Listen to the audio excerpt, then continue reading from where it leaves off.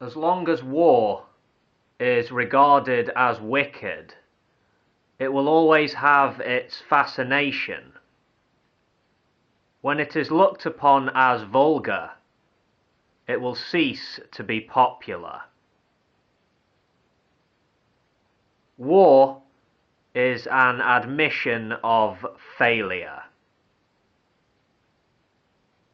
It's funny how those who are most pro-war are almost always the guys who never had to fight in one. After a long, hopeless war, people will settle for peace at almost any price. No catalogue of horrors ever kept men from war. Before the war, you always think that it's not you that dies. But you will die, brother, if you go to it long enough. If civilization has an opposite, it is war. Of these two things, you can have either one or the other, not both.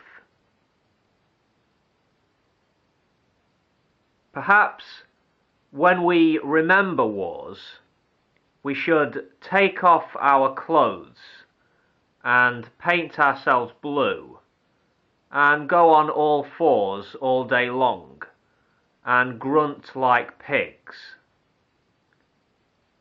That would surely be more appropriate than noble oratory and shows of flags and well-oiled guns.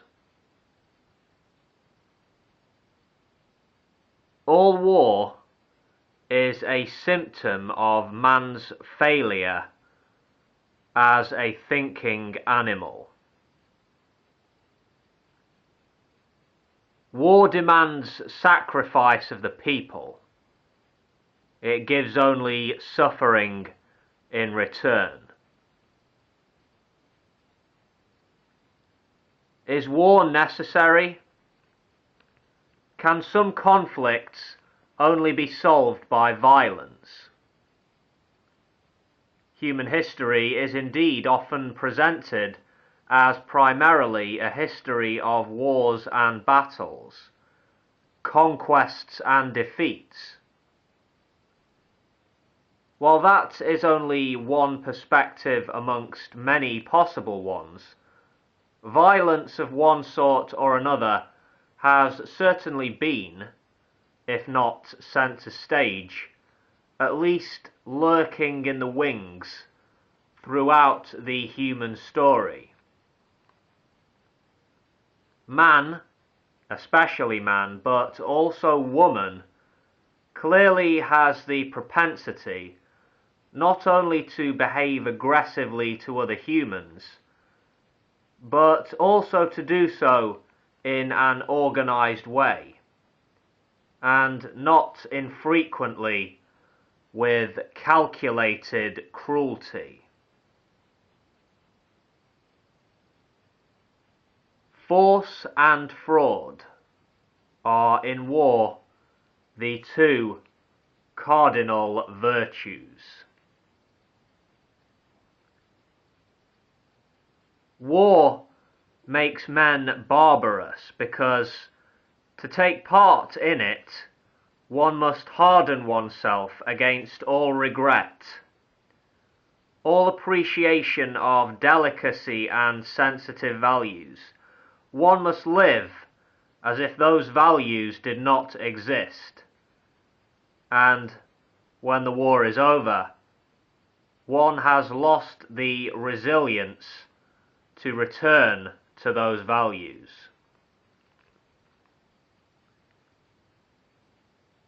Man has no right to kill his brother. It is no excuse that he does so in uniform. He only adds the infamy of servitude to the crime of murder.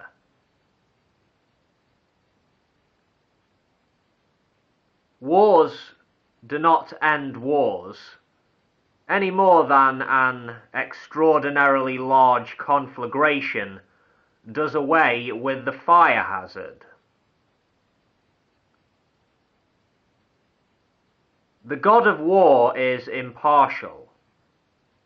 He hands out death to the man who hands out death. Ironically enough, the only people who can hold up indefinitely under the stress of modern war are psychotics. Individual insanity is immune to the consequences of collective insanity.